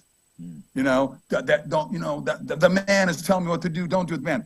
They jumped on that board and did what the government told them. It was weird. It was like, talk about a 180 switch in the mentality they've always had. All of a sudden, it was like, if you don't take the shots, you're killing grandma. Well, now we find out that, and I've seen the video of these lefty news people on MSNBC and CNN.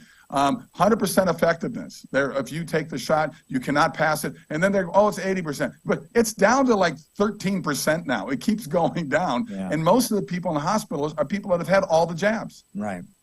Well, and not only that, but the more and more data is coming out to show not only, first off, it's not a vaccine if it doesn't work. Let's just start there. If I'm taking aspirin that doesn't clear up my headache, then why am I taking this? So when they say, take the vaccine, you won't get it. Well, we did. Okay, but at least you won't transmit it. Well, we do. Well, at least it won't be as bad as it was. Listen, I got that in 2020. I started feeling a little crappy.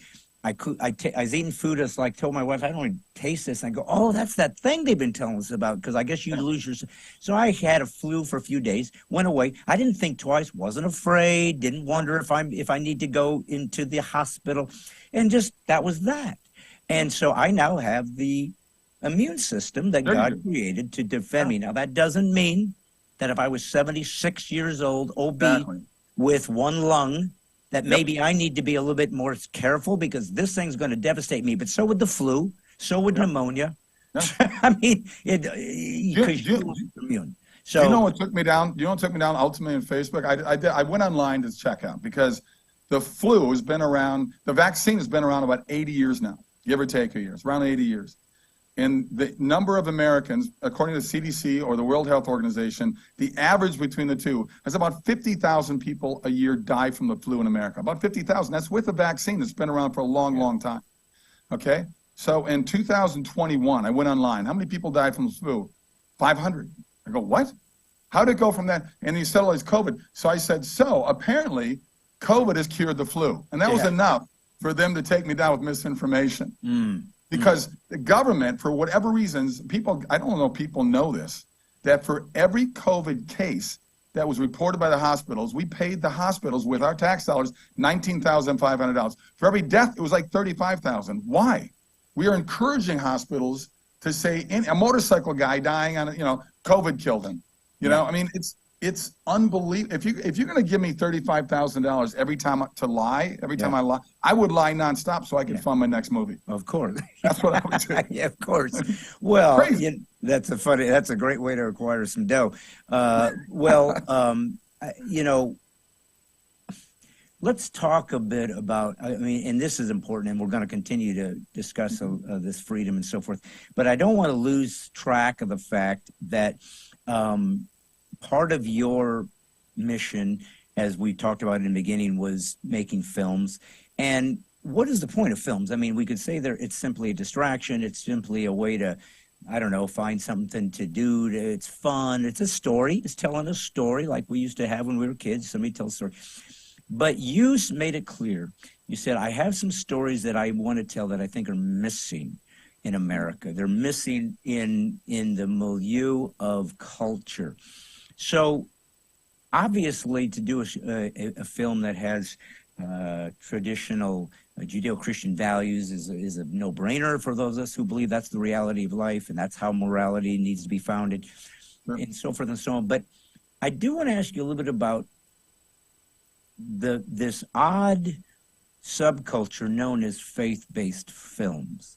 Because it does seem to me that those of us who've been in the business and been either an actor, producer, director, and we're Christians, and I'm sure you've had it more than, because you've been doing it even more than I, and certainly more successfully, we've all had these conversations with like-minded believing artists, and we all say the same thing. We can't really tell the stories we want to tell because it seems like there's such a perimeter placed on what we're allowed to say and do to make it continually be considered a faith-based film, because the people that come see these have a very sort of shallow vision as to what is an appropriate way to tell these stories. So I want to ask you as an artist, and one thing about Brad Stine Has Issues, we have national conversations about things, and the only way you can really do that is to be truthful and honest. I know you.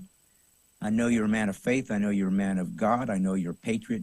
So you got no hate against nobody, but we need truth to be spoken if we're going to ever accomplish anything. So where do you see the faith-based film industry, if we want to give it a title, falling short oftentimes in being able to be as effective as it could be because of these self-imposed limitations as to what is appropriate for a Christian to do when he wants to tell a story? That's a good question. Look, I think in the last 15 years, I think so-called faith-based movies have gotten better and better and better, and stories have gotten better. It used to have such a cheesy element to it. It looks like it was done on a VHS tape or something. It looks great now. And the camera equipment, everything, technology has made that stuff so accessible to everybody. I can have the same type of cameras that James Cameron's using. I don't have the visual effects, the money for that, but we can use cameras on $2, $3, $4 million movies that look great. And more and more people, bigger name stars, want to be involved in these things. They're coming more out of the closet, slowly out of the Christian conservative closet. And I look at my very first faith-based movies was with Dallas Jenkins. Now, Dallas is doing very well with The Chosen right now, but he came to me back in 2010 with a film, just read the script. And I read it, and I said, who's playing Pastor Ben in the movie? He said, well, I got this actor's interest. And I said, no, I'm playing it. And he said, Kevin, I can't afford you, dude. And I said, pay me scale. I said, this is one of the best scripts I've ever read. Well, the movie's called What If? And it's the same writers that did God's Not Dead. In my book, better movie than God's Not Dead. But how do you get a little low-budget movie like that out to the masses? God's Not Dead was an anomaly. It was like a baseball team hitting 2 grand slams in one inning, because that little $2 million movie went on to make $140 million worldwide, which is insane. And but What If is better in my book. And the writers that did God's Not Dead, they don't disagree with me, and they're not hurt by it because they wrote What If. So I highly recommend people to watch that movie. It's great. So that really opened the door for me to want to do more movies like that.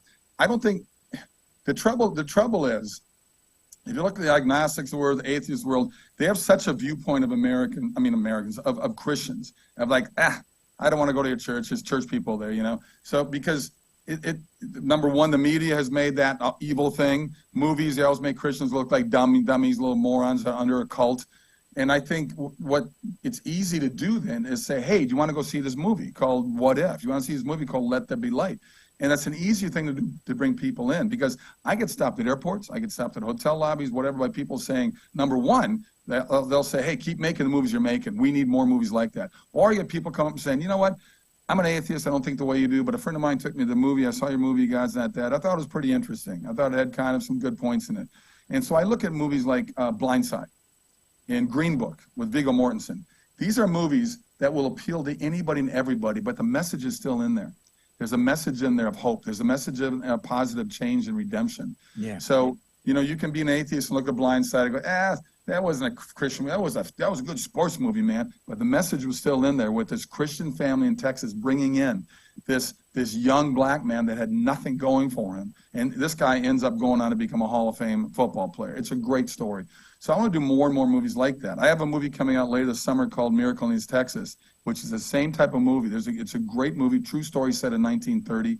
So I hope people watch for that. We do want to talk about Left Behind later, but we'll bring that up later, because that opens up here January 26th in theaters across the country. But I like the fact that more and more people are doing stuff like that, like what the Irwin brothers are doing. They do wonderful, wonderful movies that the faith message is in there, but it's not in your face, because people don't want to be preached to.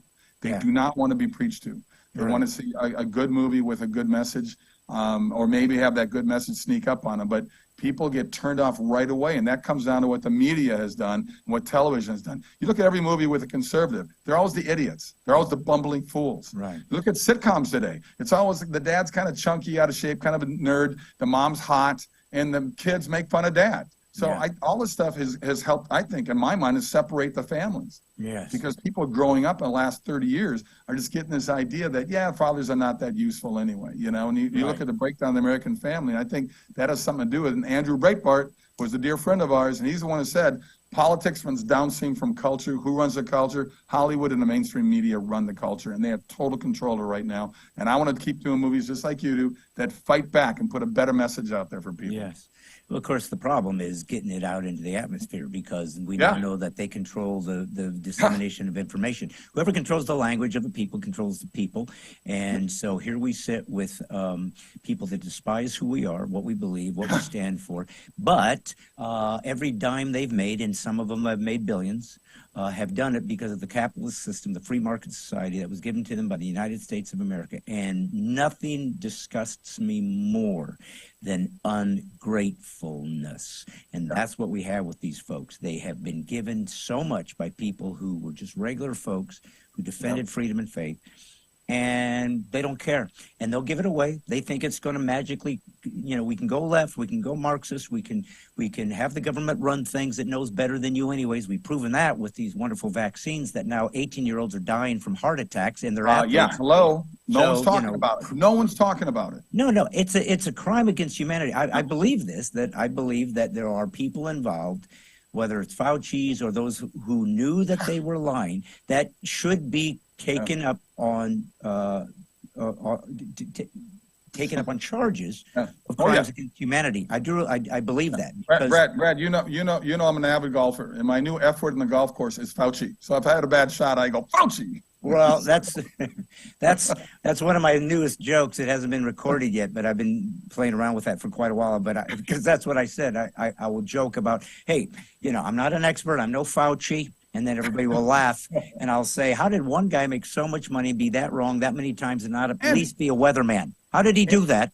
And when did it happen that you don't question science? That's what science is all about. Exactly. It's all about asking questions. Exactly. Because science constantly improves. And all these things that they said, this is science, and they're going, 20 years later, now we found out that's not actually the case, because this is what really goes on. So for people attacking us for questioning science, it's amazing to me. Well, I think that we now find ourselves in a very unique place in America, and not in a place that we can just ignore anymore. We now know because of Twitter. I don't get it. Thank God for Elon Musk. I don't, we've been waiting for a long time, Kevin, for one of the billionaires and technocrats to get on our side. I don't know that he's a conservative, but obviously cares about free speech. Yep. Obviously cares about actual truth being put out into the atmosphere and letting people decide how they want to move forward. And we now see this isn't conspiracy. It is proven. The FBI is compromised. The strongest, police force in the United States of America is compromised. It's treasonous. The CIA is compromised. We have an entire administration compromised by foreign groups who want the destruction of America. I mean, we are at a place in this nation that is synonymous with Civil War type America, Revolutionary War America, World War II America. This is as real and as deep as it gets. And the one thing that I do see in conservatives and Christian Americans is not even so much that we're dealing with these terrible existential crises. That's bad enough. I mean, but bad things happen. We have endured a lot of bad things as Americans. Where I think the problem is happening is this. We don't know what to do. We feel hamstrung. We used to say this, well, we'll vote him out. Well, guess what? I don't know that I can do that either. Jerry Lake's election was stolen, I believe. I believe Trump's. Of course it was. Of course it was. So we now have It doesn't get any more third world fascist Yeah. and literally stealing your ability to be a republic, meaning you're the government. So when people lose hope, they give up. Yeah. So what do you think? Let me ask you this question first. You're just a regular guy, but you have courage, and we need that more than anything because it hopefully inspires others to do likewise. So, Kevin Sorbo, what is an American? I think an American is someone who believes what the Constitution is and what it was written for to begin with. We were founded on Judeo-Christian values. It wasn't founded on anything else. We got all the Ivy League schools were founded by Christians. Now you got all these woke craziness. They want to take down anything that has a religion on it, anything that's got any reference to, things that have been on these buildings for 400 years, for crying out loud. It is unbelievable to me where we're at right now. I think one of the blessings of COVID is that a lot of parents finally woke up to see how horrible our public education system is, because it's been bad for decades, and it only gets worse and worse and worse. And you've got all these teachers there now. I grew up in that world. My dad was a public school teacher. But when I was going through kindergarten through high school, I didn't have one teacher tell me how to vote. I didn't have one teacher tell me not to believe in God or to believe in God. Yeah. They taught math. They taught science. They taught physics. Whatever class I took, that's what they taught. In the last 30 years, that has changed drastically. So the teachers that are in office right now are these just totally brainwashed people that just want to teach, critical race theory. They want to teach that being white is evil and bad. You want to teach, I didn't even think racism, I thought racism was getting better and better in America, and I think we're better than most countries are about it, until Obama got elected. And all of a sudden, they just sort of revisited it and made it a big deal again. Yeah. Black Lives Matter? Really? Are you kidding me? Have you seen their manifesto? They admit to being Marxist. They believe in communism. They said, we got to get rid of God. We got to get rid of the nuclear family. They equated a pregnancy as being a slavery. So let's think about that. So if every woman right now in the world stopped having babies, mankind would stop existing about a century from now. There would be none left on the planet. It's just, all I do is make money. I quit what the BLM did, what the KKK was doing. Did we give money to KKK? Right. They're finding out now that all the money these people were making, they're just going out and buying homes and buying cars. They weren't helping the black community. Talk to any black person that's really on top of it. What is the BLM? What have they done for your community with all the millions of dollars that these major companies out of just well, we better do this because otherwise they're going to come after us as being racist. It's just crazy to me, and yet it goes on and on and on. You want to be an American and stand up and fight for America. Stand up and fight what this country founded on. Our founding fathers are flipping on their graves right now to what we've done to this country. Yeah. And trust me, I am for the First and Second Amendment. This House, when we are legal as can be, we are loaded for bear with guns, and we will defend and protect the Constitution. And I'll protect my family along with it. I'm a damn good shot. My two boys are a lot better than me, and I'm a good shot. Yeah. So we're ready. We're here prepared to protect what America's all about. Well, and here's what's interesting, though, what you just said, because obviously to some folks who would watch this, they'll be, appalled, well, how dare you in violence and whatever. And what I've discovered is that so many so many citizens of the U.S. Read the Revolutionary War like it was a myth, like it's Thor or it was a Greek tragedy. Well, they don't teach anymore. Well, but no, they don't. But what I'm getting at, though, is it's the Civil War. These were mythologies that we used to try to inspire us. It was a real guy sitting across the table in the pub from another real guy saying, are you really going to take up your musket and start shooting these guys? Because I just wanted to be a farmer. Is this where we're going? And the guy said, yeah, because otherwise I'm going to be a slave. And if you don't have something worth dying for, you got nothing worth living for. And I think that we've lost the DNA of an American that said this. There are things more important than living. Easy to say, hard to really do, especially if there's something at stake where it can cost you everything. Now, you can also be an inspiration, your story, I think, because even though you lost a lot of Facebook opportunities, obviously that was a lot of folks and this and that, but you're still going forward. You're still finding a way through. I think there's something to be said for the American dream, that you can even overcome the kind of things that have come against you. If there were other people out there watching us right now who feel like they want to get on board this fight, They want to join us. They want to stand up courageously against tyranny. What kind of advice could you give them to kind of help them navigate this world? Well, Brad, it's we the people. People forget it's we the people. We need to wake up. That what the government is doing to us right now is exactly what the monarchy and the British did was 250 years ago, and that's what we fought against. We had no taxes in this country before World War I. When they came and said, look, we got to help fund this war, a war that nobody wanted to get involved with in America. And Woodrow Wilson brought us into it. So we go over there, and they start taxing us, and the government says, this is a pretty good idea. Look at the amount of taxes we have on us right now. And I talk about taxation without representation. Everybody, the whole idea about being in the Senate and the House, they were supposed to be doctors, they were supposed to be housewives and teachers doing those roles. It's all lawyers now. And everything they do is just to keep themselves in office even longer. And all they want to do is take more and more money from you. Think about this. You pay your income tax, you pay your state tax. Then you've got that dollar that's left over, whatever's left of that dollar. And then you go out and buy gas, you buy cigarettes, you buy boats, you buy cars, you buy groceries, and all that's even taxed. So your dollar keeps getting taxed and taxed and taxed and taxed over and over again. You literally have to work about 7 months out of the year just to pay your taxes. And the government says, we'll let you keep the other 5 months for yourself, okay? We know what to do with your money better than you do. And people just put up with it. We put these people in office. We need to get them out. We got this McCarthy guy in there now at the House, the Speaker. I've heard he's not that great. Everything he sided with, Cheney's daughter and all that kind of stuff. He wanted to get rid of Trump.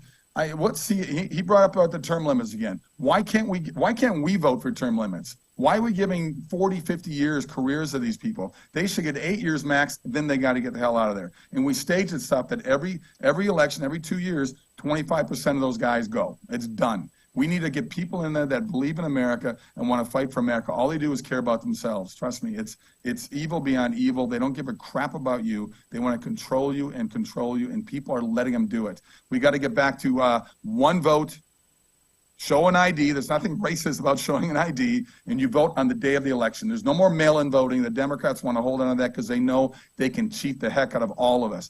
One vote, one person on the day of voting. Show your damn ID. Call it quits. That's it. Okay, so let's get to the controversial subject over the last number of years and get your take on this, because it's the elephant in the room. We're halfway through this disaster of an administration. Donald Trump was such a polarizing figure. Now some of that was... Brad, I hate to do this. I've got another one here in less than 10 minutes. I've got another meeting. Okay. So I do want to plug this. I have my movie opening January 26th. I do want to get it out there. Left Behind, Rise of the Antichrist. For those people who are Left Behind fans, please check it out. Go to leftbehindmovie.com. That's leftbehindmovie.com. January 26th through 29. We open on 1,500 screens. Please support this movie, and it's a great movie, and it's perfect for what's going on in the world right now with all the chaos and craziness. It deals with 6 months after the rapture. I took over the role that Nicolas Cage did in the last one. I play Rayford Steele, the pilot from it. So I hope people support this movie so we can get more than one weekend, because this movie is perfect to give you hope, redemption, belief, faith, all those kind of things. So I hope people go to leftbehindmovie.com and check it out. And it comes out when?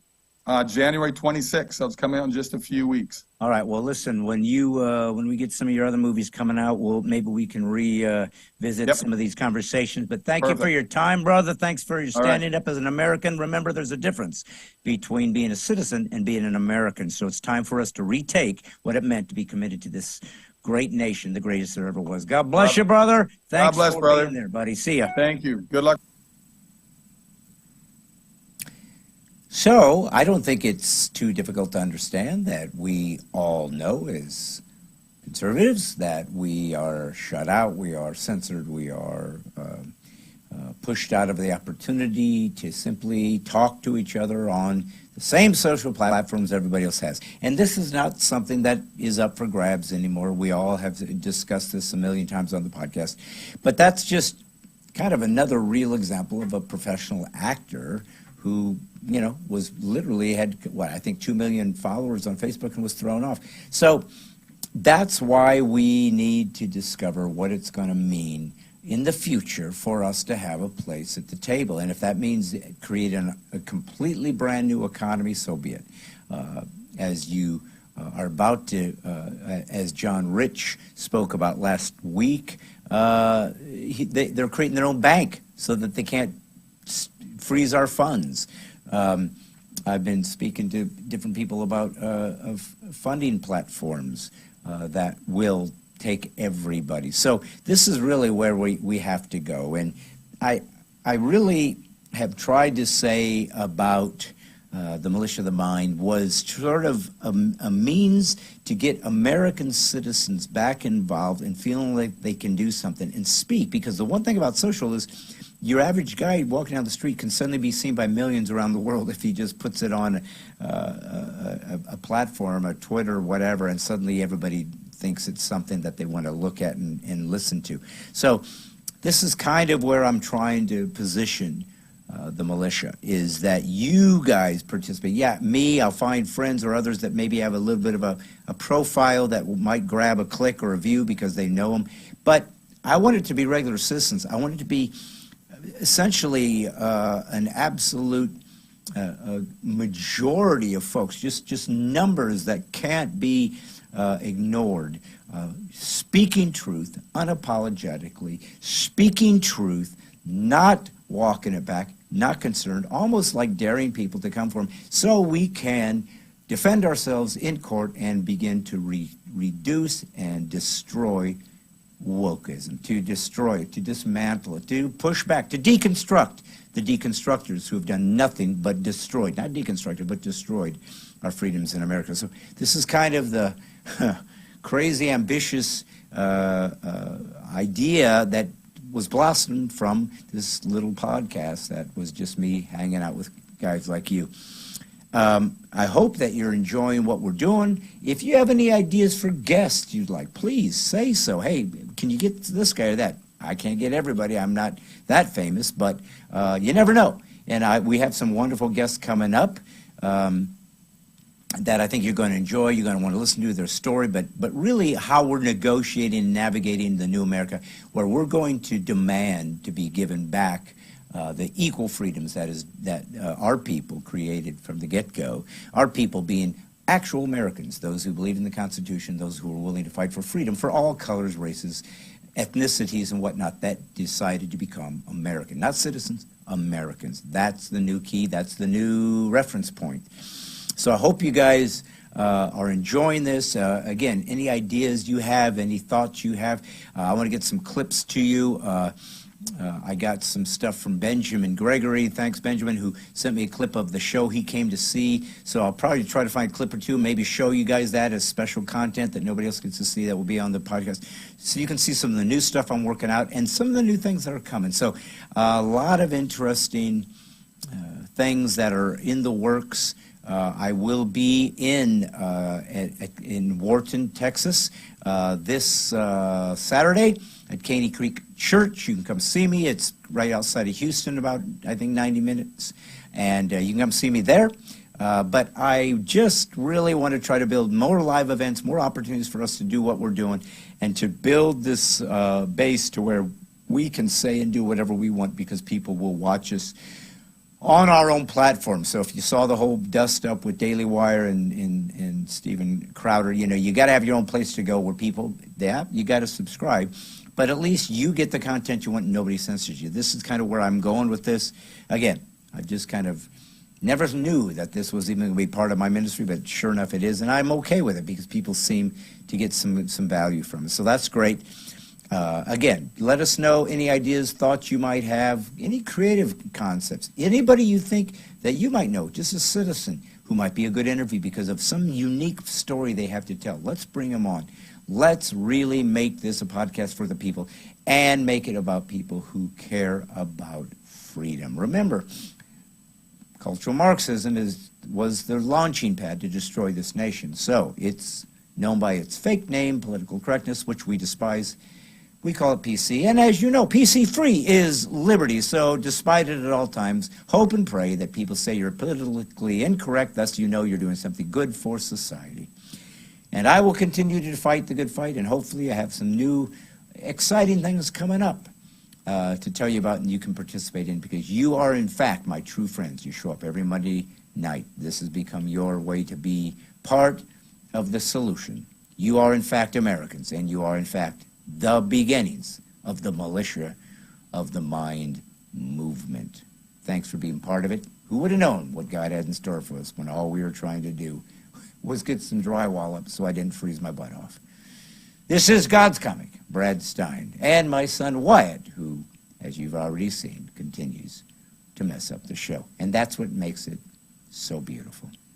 Remember, I'm not rich, I'm not famous, but I do love freedom and liberty and God and country. And really, all I'm doing is putting the woke back to sleep. Not fast enough, huh? See you next Monday.